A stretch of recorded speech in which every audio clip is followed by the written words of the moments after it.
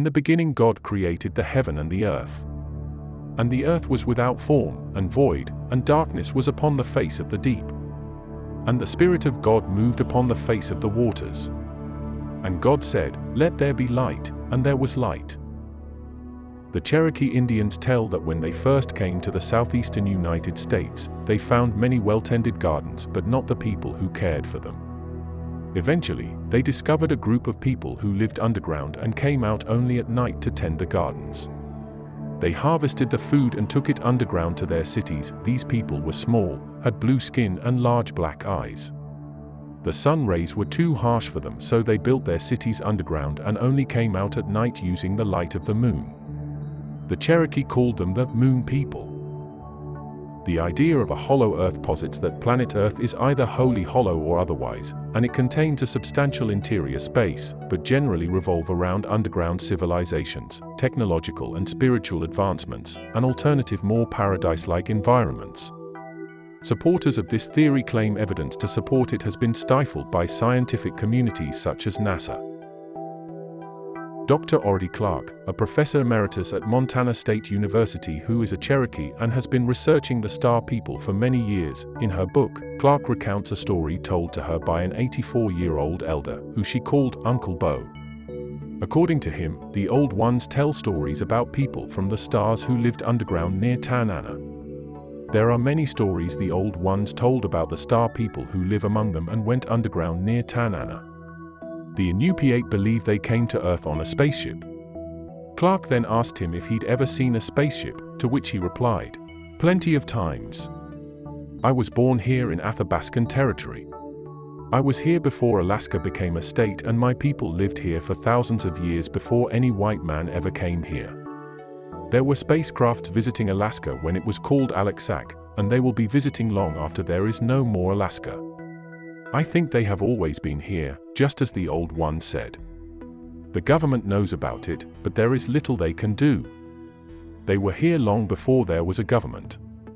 I think at this point, the military just tries to contain them and keep it quiet. They don't want us to know about it." He went on to explain how he thinks it's a place where the aliens and the military collaborate and where the aliens can go underground freely without us regular people seeing them. "I don't know what they are doing together, but I think that is how they use the place. My nephew's friend said the aliens look like us. So maybe they are the ancestors." Cherokee Indians. The Cherokee claim that a vast network of tunnels connects our world to mysterious chambers located under the surface. This indigenous group, residing in the Amazonian countries of Brazil, Guyana, and Venezuela, have legends in their oral tradition that speak of an entrance to the earth. They mention entering a cavern and traveling 13 to 15 days until they reach the Earth's interior, which is said to be where giants live. Cherokee legends name the giants as the protectors of the inner Earth. Genesis 6:4 There were giants in the earth in those days, and also after that, when the sons of God came in unto the daughters of men, and they bare children to them, the same became mighty men which were of old, men of renown. Hopi Indians. Alongside the Cherokee, the Hopi Indians also profess they emerged from an underground shelter after the flood destroyed the Third World. They believe their ancestors derived in the Hopi culture. They specifically reference emerging from the Grand Canyon and also mention mysterious ant-like gods and flying shields. Genesis 3:23. So the Lord banished them from the Garden of Eden, and the Lord sent him out of the paradise. Admiral Richard E. Byrd of the United States Navy flew to the North Pole in 1926, as well as the South Pole in 1929.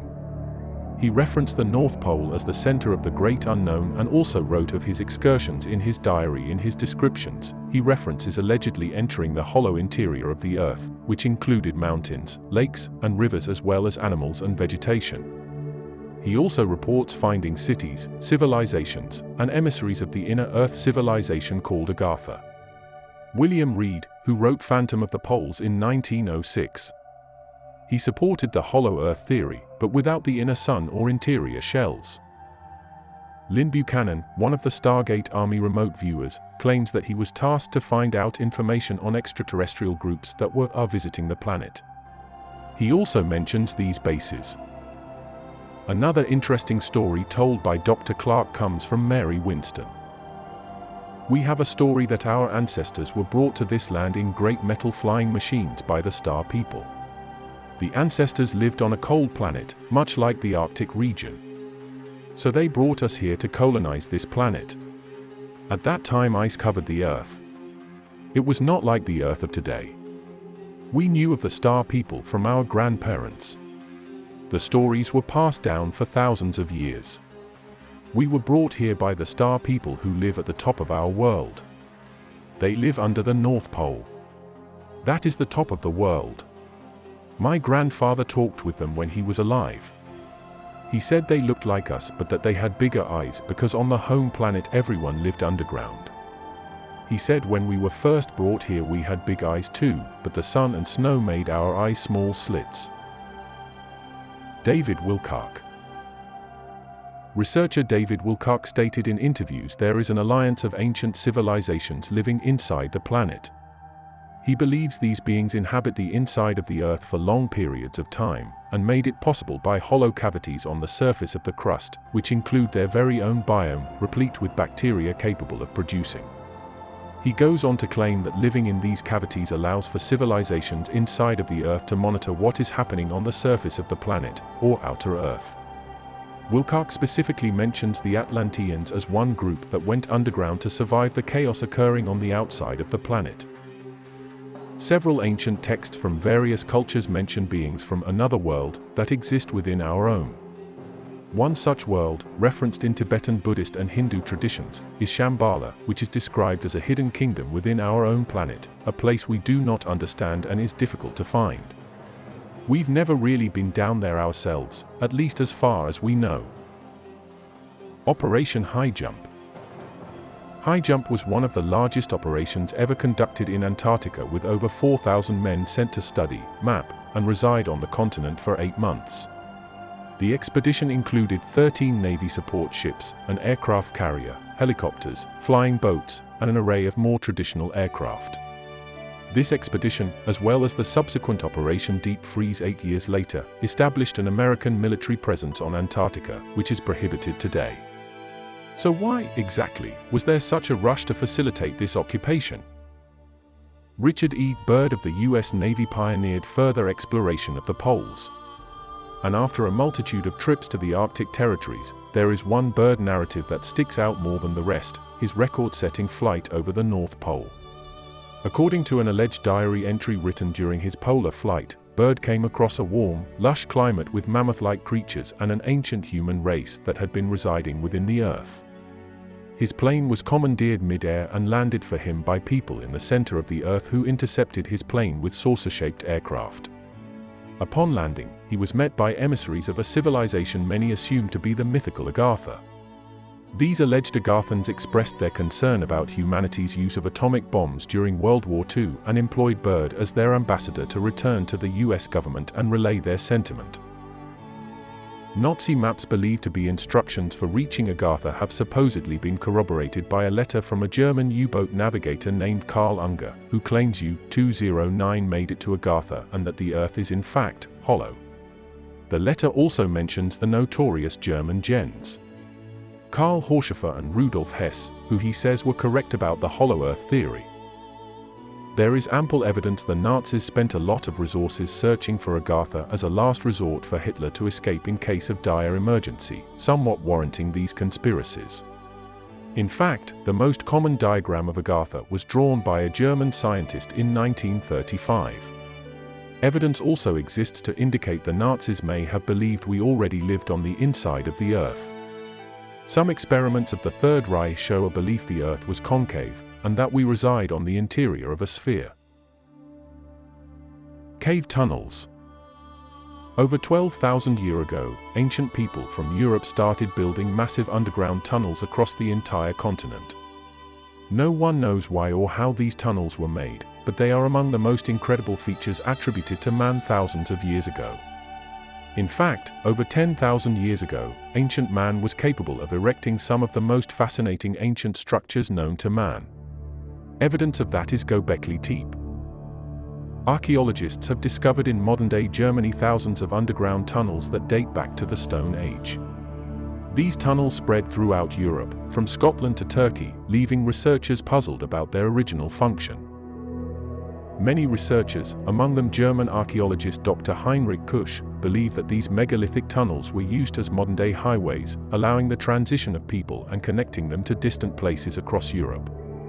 In the book Secrets of the Underground Door to an Ancient World, Dr. Kusch states that evidence of massive underground tunnels has been found under dozens of Neolithic settlements all over the European continent. These tremendous tunnels are often referred to as ancient highways. Dr. Kusch states that across Europe, there were thousands of these tunnels, from the north in Scotland down to the Mediterranean. They are interspersed with nooks. At some places, it's larger, and there is seating, or storage chambers and rooms. They do not all link up, but taken together it is a massive underground network. Many of the so-called chambers are connected to places of interest or ancient settlements. Tunnel entrances are sometimes found near old farmhouses, near antique churches, and cemeteries, or in the middle of forests. These tunnels were built by people who knew exactly what they were doing. The builders of the tunnels were extremely knowledgeable and created the tunnels in such a way that these gigantic subterranean highways survived tens of thousands of years. According to the Cherokee Indians of the Amazon, a vast network of tunnels connects our world to mysterious chambers located under the surface. Puma Punku.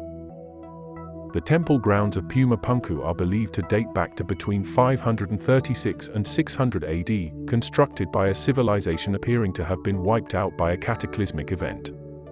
Puma Punku is part of the larger, well-known Tiwanaku site, an important location to the Incas. This area of Tiwanaku is marked by a decorated megalithic archway known as the Gate of the Sun, and it may be one of the world's oldest temples. Once home to somewhere between 10,000 and 20,000 people, the name Tiwanaku translates to navel at the center. The supreme god of the Incas, Viracocha, and his ilk were described as being much different than the indigenous Incas, white-skinned, bearded, fair-headed, and capable of bending the laws of nature. They were also significantly taller. And these weren't descriptions of the conquistadors, they didn't come along for about another century. The reports of Viracocha's superhuman race make the anomalous stonework at Puma Punku all the more interesting. Perfect 90-degree angles, precision cuts, and immaculately even spacing in the stones are shocking, considering the primitive epoch in which they were made. Much of this craft stonework remains distinct to this day, confounding scientists and archaeologists. The Hall of Records. The Hall of Records is said to house piles of documents, scrolls, and other materials with information regarding the lost continent of Atlantis or even extraterrestrials. Some believe the hall replicates works from the lost Library of Alexandria as well. Its scholars also attest that the Hall of Records could contain crucial information about the history of ancient Egypt. However, mainstream scholars firmly state there is no such evidence the Hall of Records exists. It is said the discovery of the Hall of Records would have significant effects on our understanding of world history, specifically the origin of the ancient Egyptian civilizations. While some write off the study as pseudo-archaeology, others maintain the Hall of Records could indeed be real. The existence of such an underground library was referenced by Herodotus, who said in Histories, Book 2, 148, "This I have actually seen, a work beyond words." For if anyone put together the buildings of the Greeks and display of their labors, they would seem lesser in both effort and expense to this labyrinth. Even the pyramids are beyond words, and each was equal to many and mighty works of the Greeks. Yet the labyrinth surpasses even the pyramids. Robert Schoch, a professor at Boston University, said, due to research on how they have weathered and aged, he contends that many ancient structures are actually the products of much older civilizations than originally thought, ones that even shared some type of contact with one another. And among those structures? The pyramids of Egypt and Mesoamerica and, of course, the giant Sphinx of Giza. As part of the research into his claims, Schoch and others used ground-penetrating radar around the Sphinx, and claimed to have found a number of open spaces there, does indicate that the Hall of Records exist. According to a report on a University of Arizona website, a series of expeditions took place between 1991 and 1993, led by an independent Egyptologist named John Anthony West, who conducted seismic and geological surveys around the Great Sphinx. Their findings indicated the pattern of erosion on the Sphinx suggests it was carved at the end of the last ice age when heavy rains fell in the eastern Sahara. In other words, more than 12,000 years ago. Seismic surveys from their research also suggested there may be unexplored tunnels and cavities in the bedrock beneath the Sphinx, including a large rectangular chamber 25 feet beneath the monument's front paws. Some believe Plato created the story to illustrate his philosophical ideas of an ideal society and serve as a cautionary tale. While many claim to have located the city under the sea, its existence is still a mystery. There is no widely accepted, undisputed proof Atlantis ever existed. We are, as author Graham Hancock said, a species with amnesia. We have a hard time putting together the pieces of the puzzle, and the explanations for what took place at various points throughout human history still remains, for the most part, a mystery. On top of all this confusion and lack of understanding, comes indoctrination via education. Scientific and religious dogma still dominate, and despite the fact that new discoveries are being made every single day, and more missing links continue to pop up in the mainstream, most of the world is still unaware of these discoveries and their implications. One of these discoveries is the idea of advanced intelligent ancient civilizations who once roamed the earth, and the evidence to back it up. Many believe it was a real place and should be remembered as a lesson in how ruthless greed and power cause harm, so the universe, or other entity, responds with punitive action.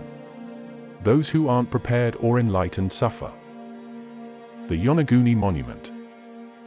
The Yonaguni Monument is a submerged rock formation off of Japan's Ryukyu Islands. Discovered by a diver looking for a place to observe sharks in 1987, some believe it may be the lost continent of Mu, Japan's Atlantis.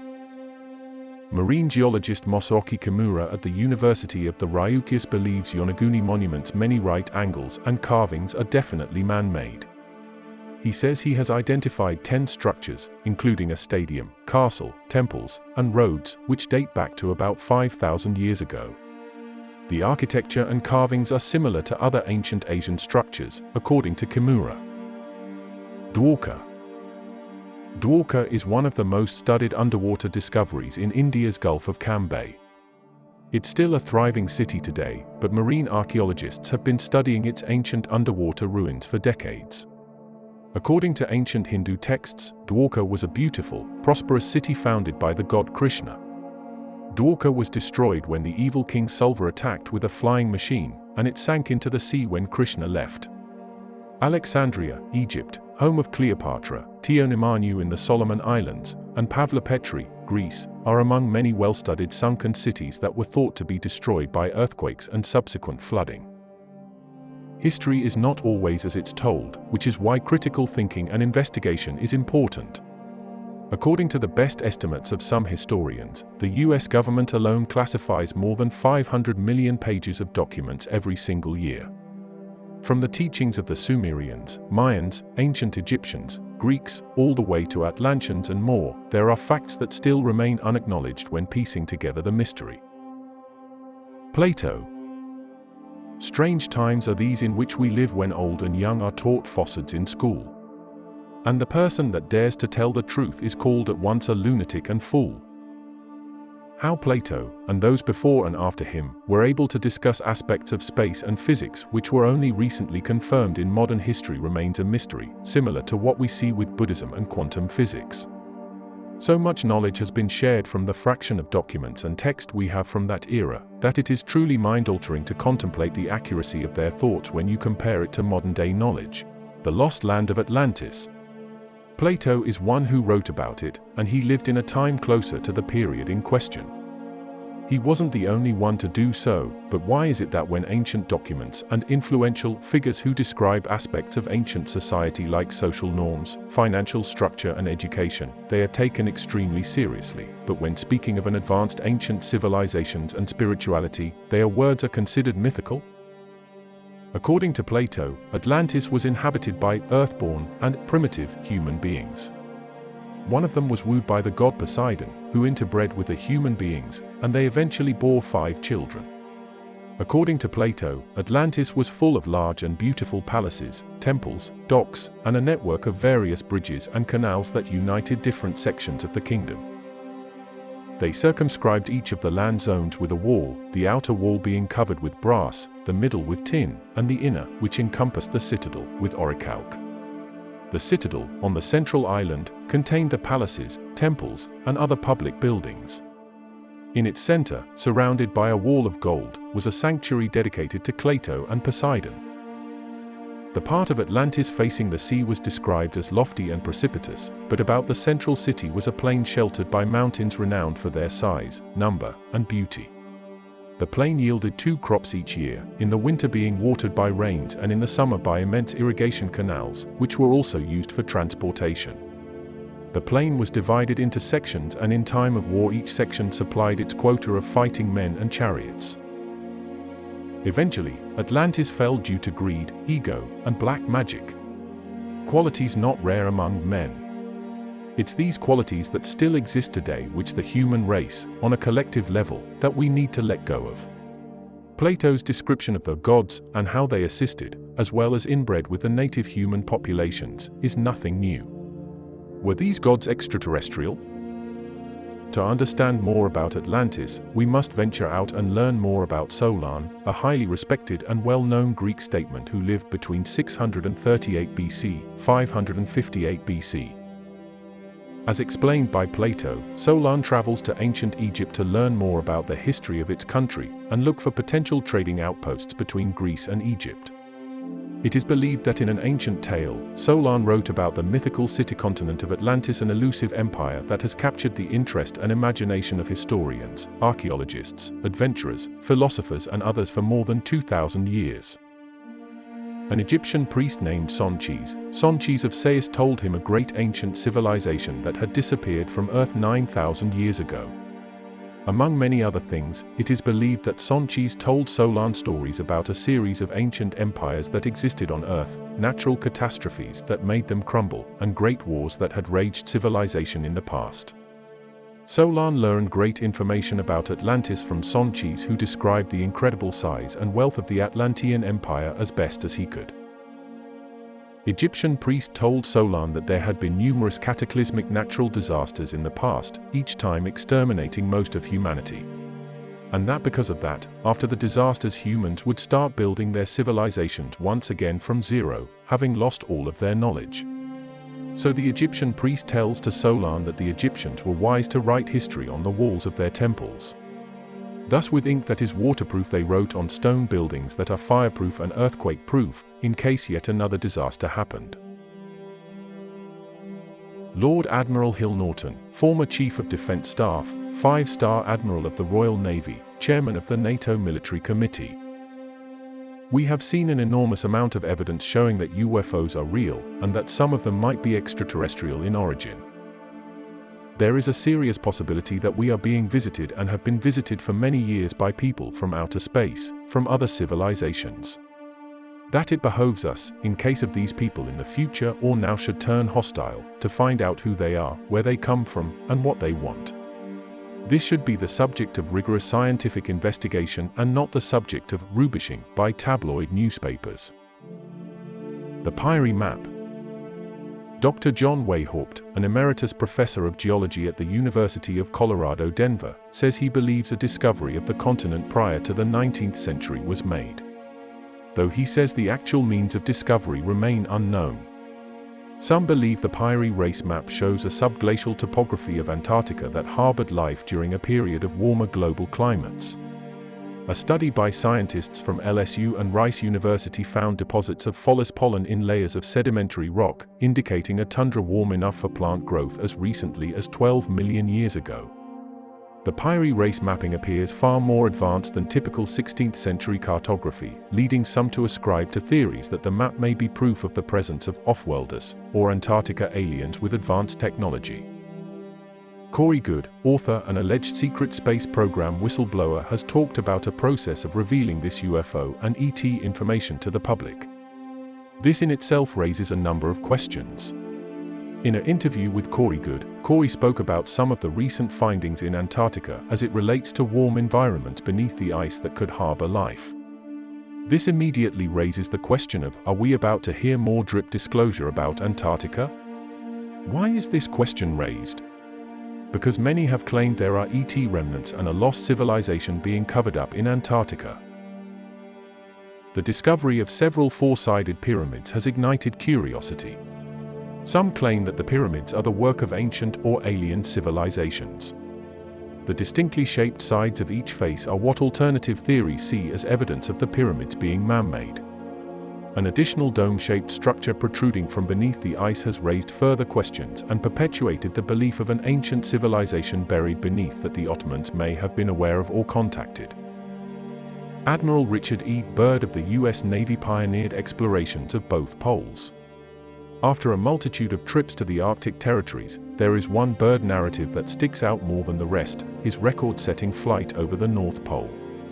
According to an alleged diary entry written during his polar flight, Byrd came across a warm, lush climate with mammoth-like creatures and an ancient human race that had been residing within the Earth. His plane was commandeered mid-air and landed for him by some entity, what some say were Antarctic aliens, or what others claim were a race of entities living inside the Earth who intercepted his plane with saucer-shaped aircraft. Upon landing, he was met by emissaries of some previously unknown civilization, who expressed their concern about humanity's use of atomic bombs during World War II and employed Byrd as their ambassador to return to the US government and relay their sentiment. I also learned about incidents involving nuclear weapons, and among these incidents were a couple of nuclear weapons sent into space were destroyed by the extraterrestrials. At the very end of the 70s and the early 80s, we attempted to put a nuclear weapon on the moon and explode it for scientific measurements and other things, which was not acceptable to the extraterrestrials. They destroyed the weapon. Colonel Ross Dedrickson. Dr. George King, an ordinary citizen who claimed was contacted by an extraterrestrial intelligence in 1954, known to him as Aetherius, whom he said was a highly evolved extraterrestrial from Mars, and part of an alliance of several intelligences from other planets. He spoke of anomalies on Mars, and certain extraterrestrial groups' concerns about nuclear weapons. Antarctica long remained a mere myth, a lost land that was once known as Terra Australis Incognita, or the unknown southern land, the existence of which for a long time remained almost a legendary quest and the doom of many failed expeditions to locate it. Although speculation and legends of its existence go far back, Antarctica covers an area of 14.0 million square kilometers, 5.4 million square mi, which is roughly twice the size of Australia or 1.5 times the size of the United States, making it the fifth largest continent in the world. Although it is 98% covered with ice, which is well over a mile thick in most places, Antarctica is considered to be one of the driest places on Earth, with only 200 mm 8 inches of annual precipitation along its coast and even less inland. The cold in this wind-blasted land is staggering, with recorded temperatures reaching a deadly -89 degrees Celsius. For this reason, human habitation of the continent is limited. It wasn't until 1911 that the first human beings successfully penetrated the interior of Antarctica, when Norwegian explorer Roald Amundsen and 4 other expedition members became the first to reach the South Pole after a perilous overland journey. Antarctica is proving to be much more than the enormous chunk of ice it was once thought to be. Yet among all of the genuine discoveries being made all of the time are the more fringe accounts, and here is where we come to the alien skulls. In 2014, La Pale, Antarctica, there had been discovered 3 unusual skulls, described as having elongated craniums and enlarged eye sockets and as being possibly up to 1,000 years old. Giving the story weight was that not only were these bizarre skulls dug up in the first place, but they had been discovered by respected Smithsonian archaeologist Damian Waters. We just can't believe it.